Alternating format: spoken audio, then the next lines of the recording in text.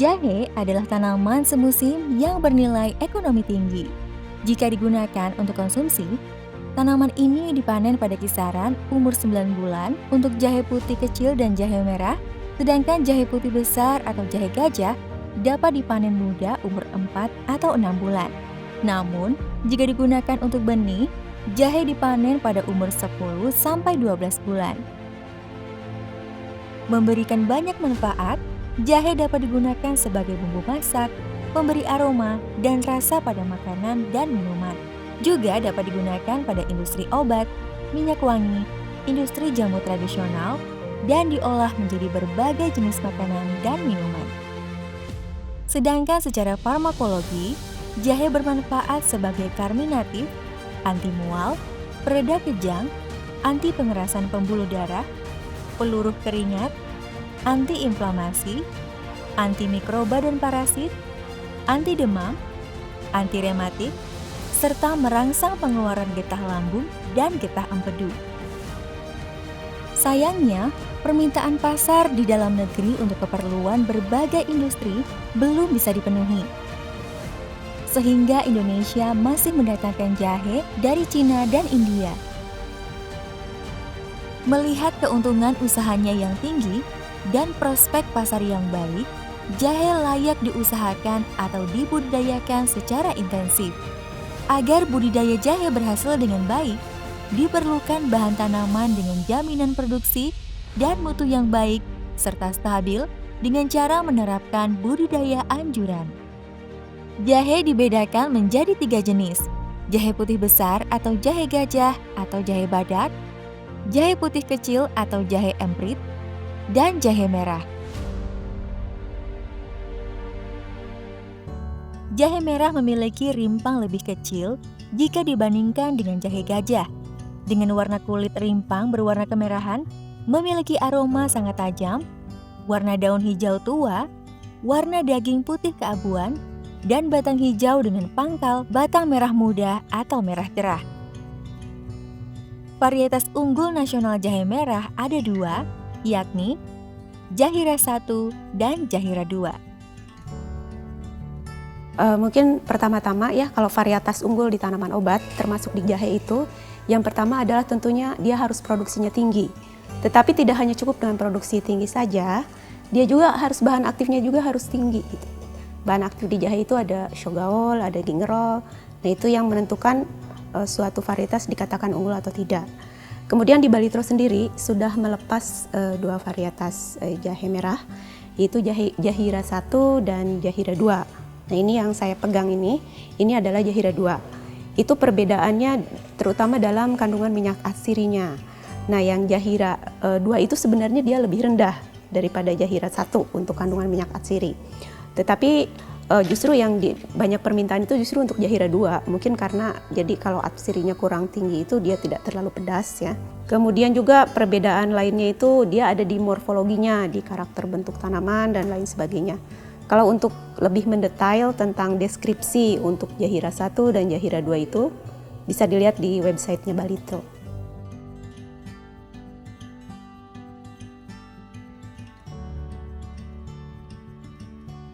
Lingkungan tumbuh tanaman jahe mempengaruhi produktivitas dan mutu rimpang. Karena pembentukan rimpang ditentukan terutama oleh agroklimat, yaitu tanah dan iklim. Faktor tanah yang berpengaruh diantaranya kandungan air tanah, unsur hara tanah, dan kesuburan tanah. Sedangkan untuk iklim, diantaranya intensitas cahaya, suhu, dan kelembapan. Kalau untuk di tanaman jahe itu tentunya ya yang mempengaruhi adalah tanah dan iklim atau agroklimatnya. Kalau untuk jahe merah sendiri, dia cocoknya itu tumbuh di ketinggian 300 sampai 800 meter di atas permukaan laut. Kemudian juga suhu harian di tempat tersebut juga antara 25 derajat sampai 30 derajat. Kemudian jenis tanah itu biasanya yang cocok itu adalah latosol dan regosol, atau mungkin kalau bisa saya bilang itu pokoknya kalau untuk jahe itu yang gembur ya, karena dia kan bagus untuk perkembangan rimpang. Satu lagi dia juga harus daerah yang cukup basah ya, dengan curah hujannya itu ya sekitar 2.500 sampai 4.000 mm. Tipe iklimnya itu bisa A, B atau C. Kemudian juga yang penting pada tanaman rimpang untuk pertumbuhan yang bagus itu naungannya itu maksimal itu cuma 30%. Jadi dia bagus tumbuh di tempat terbuka sampai yang ternaungi sebanyak 30%. Itu adalah daerah yang cocok untuk menanam jahe merah. Benih jahe pun mempengaruhi hasil panen. Benih berkualitas adalah benih yang memenuhi syarat mutu genetik, mutu fisiologik, mutu fisik, serta kesehatan benih. Ciri benih sehat pada jahe itu kan ada genetiknya pertama ya. Mutu itu kan mutu genetik, mutu fisiologis, kemudian ada mutu fisik dan juga ada kesehatan benih. Jadi yang pertama adalah yang menentukan mutu benih itu adalah genetiknya. Artinya harus jelas. Itu harus jelas varietasnya. Karena kalau tidak jelas varietasnya kita kan tidak tahu produksinya berapa, mutunya seperti apa gitu, atau kandungan bahan aktifnya seperti apa. Kemudian juga ada mutu fisik. Mutu fisik itu dia memang bernas gitu ya. Bernas itu artinya dia tidak keriput. Dia itu kalau misalnya ini dicuci itu nanti dia akan mengkilat. Bernas. Kemudian juga dia tidak tercampur antara varietas yang satu dengan varietas yang lain, itu dari fisik. Nah, kemudian ada yang namanya fisiologis. Fisiologis itu berhubungan dengan umur panen. Kalau untuk benih, umur panen yang baik itu biasanya 10-12 bulan setelah tanam. Beda dengan konsumsi. Konsumsi itu biasanya umur 9 bulan sudah bisa dipanen. Tapi kalau untuk benih, dia harus matang secara fisiologis kalau dalam ilmu tanaman ya. Artinya dia waktu panennya harus tepat. Itu antara 10-12 bulan. Kemudian juga ada yang kesehatan benih. Kesehatan benih itu ya tadi dia tidak luka ya, dia jadi harus mulus. Kemudian tadi bernas, tidak ada luka-luka di sini. Kemudian juga dia tidak ada bekas serangan hama penyakit. Bekas serangan hama penyakit itu biasanya juga kelihatan di sini ya, ada bolong-bolong atau apa, itu juga tidak boleh digunakan sebagai benih. Untuk khusus benih, jahe merah itu minimal usianya 9 bulan. Minimal. Ya lebih bagus 9, 10, 11 sampai 12 bulan ya. Itu minimal kita untuk benih 9 bulan. Ciri-ciri fisiknya sehat lah ya, sehat, tidak ada hama penyakit. Kalau dipotong gini mulus, secara fisiknya mulus ya. Secara besarnya proporsional dan standar. Tidak terlalu gede juga, tidak terlalu kecil, standar aja, sehat bentuk fisik. Untuk secara fisiknya sehat dan usianya minimal 10 bulan. Untuk menentukan layak tanamnya harusnya kita disemai dulu. Biasanya kita semai di lahan ya, bikin guludan di lahan minimal 1 meter, lebarnya 1 meter, panjangnya bebas. Itu ditanam, disimpan seperti ini, disimpannya seperti ini. Mata tunasnya kita menghadap ke atas. Ini ditutup bisa pakai arang sekam, bisa pakai jerami, banyaklah media-media yang bisa untuk dipakai untuk menutup ini. Bisa rumput-rumputan juga, apa yang ada di sekitar kita aja. Terus lamanya ini minimal 1 bulan. 1 bulan itu nanti keluar tunas 7 sentian. Nah baru kita pindah ke lahan. Jadi biar nanti di lahan itu seragam pertumbuhannya. Persiapan lahan pun dilakukan dengan membajak tanah sedalam 30 cm untuk mendapatkan kondisi tanah yang gembur. Biarkan 2-4 minggu agar gas beracun menguap serta penyakit dan hama akan mati terkena sinar matahari.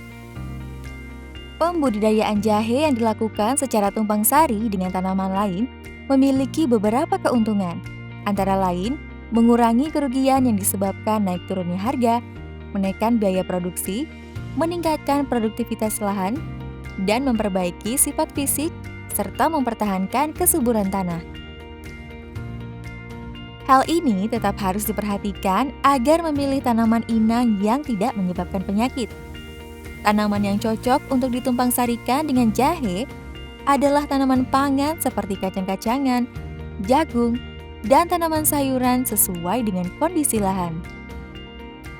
Setelah kita penyemaian tadi ya, penyemaian benih, setelah usianya cukup untuk dipindah ke lahan, kita mempersiapkan lahan. Biasanya di tempat kita ada yang pakai ukuran 60 ke 40, ada yang pakai ukuran 50 ke 30. Biasanya di tempat kita untuk jahe merah pakai jaraknya 50, lebar 50, terus barisan untuk pertanamannya 30 cm. Setelah lahan siap, media tanam udah siap, udah dikasih pupuk, baru kita ambil benih yang udah usia 1 bulan tadi, yang usia tingginya minimal 7 cm. Kita ambil yang paling baik, lalu kita tanam.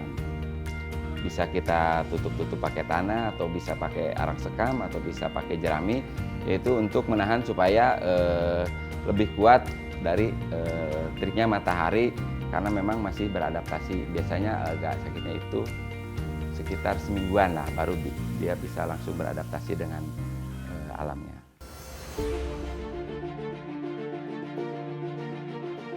Pemeliharaan tanaman menjadi poin penting setelah penanaman, seperti dilakukan penyulaman terhadap tanaman yang mati atau pertumbuhannya tidak baik. Penyulaman dilakukan pada umur 1 sampai 1,5 bulan dengan menggunakan benih cadangan yang telah disortasi dan disemaikan.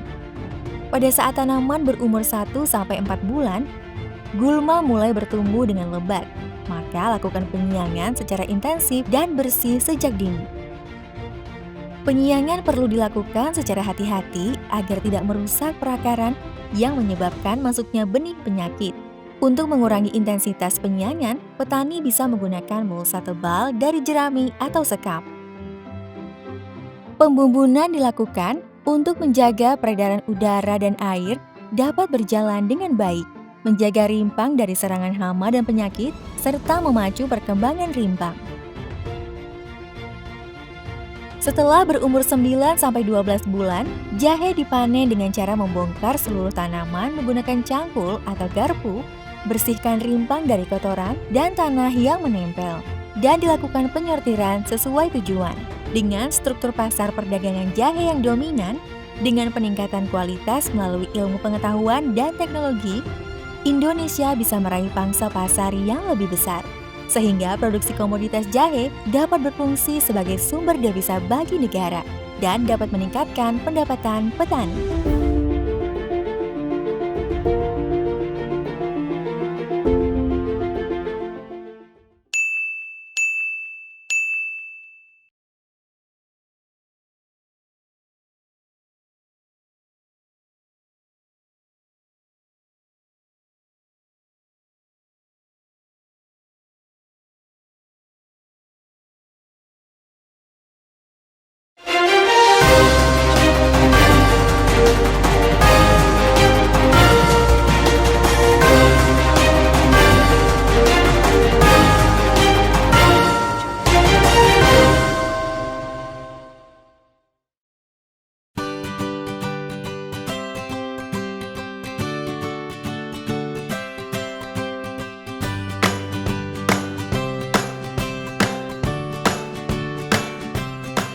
Indonesia merupakan negara agraris. Komoditas pertanian menjadi salah satu komoditas andalan negeri. Namun, pada pelaksanaannya, masalah hama menjadi permasalahan penting yang dihadapi petani. Bagi para petani, hama tanaman bisa menjadi sosok menakutkan yang harus dikendalikan. Kehadiran hama bukan hanya akan menghambat pertumbuhan tanaman, tetapi juga dapat merusak tanaman, bahkan menjadi penyebab utama gagalnya panen. Beragam cara telah dilakukan untuk mengendalikan hama dan tidak sedikit petani yang memilih cara instan dengan menggunakan pestisida atau insektisida. Namun, banyak yang belum mengerti bahwa cara tersebut dapat menimbulkan dampak yang negatif, seperti gangguan kesehatan pada manusia, residu bagi tanaman dan lingkungan, penurunan hasil dan mutu tanaman, matinya hewan non-target seperti musuh alami, resistensi dan resurgensi hama yang memicu adanya ledakan hama sekunder.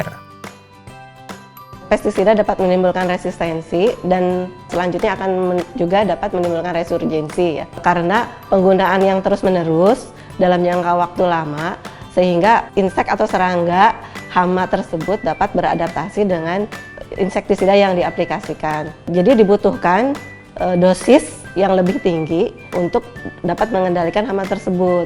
Sedangkan untuk resurgensinya, jadi hama-hama tersebut fase berikutnya dia akan menghasilkan keturunan yang akan lebih banyak untuk dapat beradaptasi dengan insektisida tersebut. Upaya dalam mengurangi penggunaan pestisida dapat diatasi dengan melakukan pengendalian OPT atau organisme pengganggu tanaman dengan konsep terpadu. Salah satu caranya adalah dengan memanfaatkan tanaman refugia. Penanaman refugia merupakan salah satu teknik pengendalian hama dengan menggunakan berbagai jenis tanaman yang ditanam di pinggiran lahan untuk menarik serangga perusak tanaman. Refugia adalah tanaman atau tumbuhan berbunga yang dapat dijadikan untuk konservasi musuh alami, yang merupakan salah satu teknik pengendalian biologi ya. Dengan refugia ini dapat menjadi shelter atau tempat berlindung, kemudian tempat mencari pakan atau makanan bagi musuh alami sebelum dia mendapatkan makanan dari makanannya. Itu kan hama ya, hama yang ada di pertanaman. Nah, sebelum ada hama di pertanaman itu, dia mendapatkan pakan dari tumbuhan berbunga itu, dari polen atau nektarnya. Karena dia itu membutuhkan polen atau nektar itu untuk kebugarannya. Jadi menambah pada saat nanti dia menyerang hama atau mengendalikan hama, dia sudah lebih bugar gitu. Oleh karena itu, refugia ini dikenal sebagai tanaman pinggir atau tanaman perangkap. Teknik ini tergolong lebih ekonomis dan ramah lingkungan, karena para petani tidak perlu menggunakan bahan-bahan kimia yang justru akan merugikan kesehatan tanaman, lingkungan, dan manusia. Dalam penanaman tanaman cantik refugia ini, memiliki peranan dalam mengendalikan dan menyeimbangkan populasi serangga herbivora, serta meningkatkan jumlah musuh alami hama. Selain itu, terdapat berbagai manfaat dari tanaman refugia. Pertama, mengundang musuh alami seperti capung, lebah, belalang, dan kumbang. 2. Menyediakan tepung sari sebagai makanan alternatif bagi pemangsa. 3. Sebagai mikrohabitat musuh alami hama. 4. Mempercantik lahan pertanian karena mempunyai warna bunga yang mencolok. 5. Pemanfaatan pematang dengan maksimal. Dan 6. Melestarikan lingkungan. Tidak semua tanaman bisa dijadikan sebagai tanaman refugia. Jadi, sebaiknya pilih tanaman yang memenuhi kriteria sebagai berikut. 1. Tanaman yang memiliki bunga berwarna. 2. Mempunyai aroma pemikat bagi musuh alami. 3. Benih atau bibit mudah diperoleh. 4. Mudah ditanam. 5. Regenerasi tanaman cepat dan berkelanjutan. 6. Dapat ditumpang sarikan dengan tanaman pematang lainnya. Jenis-jenis refugia pun cukup banyak ditemui. Di antaranya berasal dari tanaman hias, sayuran, gulma, bahkan dari jenis tumbuhan liar. Beberapa tanaman hias berbunga cantik ada yang dapat berfungsi sebagai refugia. Tak hanya bunga, ada beberapa jenis tanaman sayuran yang juga dapat dimanfaatkan sebagai refugia. Gulma yang selama ini menjadi tanaman pengganggu juga bisa dimanfaatkan sebagai refugia. Bahkan tanaman liar juga mampu memberikan habitat yang nyaman bagi berkembangnya musuh alami dalam agroekosistem. Dalam memanfaatkan refugia sebagai pengendali hama, gunakan tanaman berbunga dengan mahkota terbuka dan memiliki aroma yang bersifat mengundang hama serta serangga. Atau juga bisa memilih tanaman yang mampu mengusir hama seperti daun bawang atau serai. Refugia bisa dimanfaatkan pada seluruh tanaman budidaya, mulai dari tanaman pangan, hortikultura, hingga perkebunan.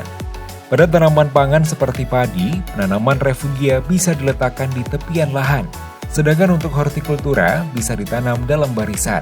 Dan untuk tanaman perkebunan, refugia ditanam sebagai border. Teknik penanaman refugia tidaklah sulit, namun waktu penanaman refugia haruslah diperhatikan oleh petani agar manfaat penanaman refugia bisa maksimal. Padi sudah mulai dipanen, maka para petani juga sudah mempersiapkan persemian dari biji-biji dari tanaman refugia. Jadi pada saat sudah mulai pengolahan tanah, biji atau nanti benih dari refugia itu sudah tumbuh jadi bibit. Jadi pada saat pengolahan tanah selesai, bibit refugia itu sudah langsung bisa ditanam. Nah, tanamnya disesuaikan di pematang, yang intinya pada saat pengolahan tanah ini jangan sampai terganggu. Gitu. Makanya kita ambil posisi di luaran pematang yang di luar. Kemudian seandainya nanti di jalur utama pun paling nanti kita disesuaikan dengan aktivitas pembajakan lahan. Nah, nanti kalau sudah selesai, maka bibit refugia ini langsung kita tanam. Jadi sebelum padi ditanam, bibitnya sudah siap gitu. Nah, nanti pertumbuhan kalau padi sudah mulai ditanam, maka bibit refugia sudah tumbuh, kemudian ditunggu 2 minggu, 3 minggu itu biasanya sudah mulai berbunga. Nah, jadi biasanya yang duluan ditanam adalah bibit refugianya. Jadi tanaman padi terolah sebulan, karena kan 1 bulan setelah tanam itu juga termasuk masih rawan ya serangan hama penyakit, maka bibit refugia itu sudah ada duluan. Refugia cocok ditanam di pematang sawah. Diusahakan agar penanaman refugia sejajar dengan sinar matahari, sehingga tidak menutupi atau mengganggu penyerapan sinar matahari bagi tanaman utama. Proses penanaman refugia dapat dimulai dengan mempersiapkan lahan. Hal yang perlu disiapkan yaitu lokasi tanam yang tidak terlalu dekat dengan tanaman utama. Hal ini dimaksudkan agar tanaman refugia dan tanaman utama tidak berebut unsur hara dan air. Kemudian, gali lubang dan tanam bibit bunga yang telah disemai. Namun, selain dengan cara disemai, penanaman benih refugia juga bisa dilakukan dengan cara disebar. Karena pada dasarnya, tanaman refugia ini memiliki daya adaptasi yang cukup baik pada kondisi lingkungan yang tidak menentu. Penggunaan refugia tersebut diharapkan bisa meningkatkan hasil pertanian berbasis kearifan lokal, serta mampu menjadi agroekosistem lingkungan secara berkelanjutan. Dan yang terakhir, mengurangi biaya usaha tani, sehingga keuntungan petani akan meningkat dan lingkungan terjaga secara seimbang. Hal ini telah dibuktikan oleh Muhammad Aneng bersama kelompok taninya. Dalam budidaya padi, Aneng bisa menghemat biaya serta tenaga dalam pengendalian organisme pengganggu tanaman. Manfaat yang ia peroleh dengan penanaman tanaman refugia ini, hasil panen jauh lebih sehat untuk dikonsumsi. Ayo petani Indonesia, gunakanlah refugia.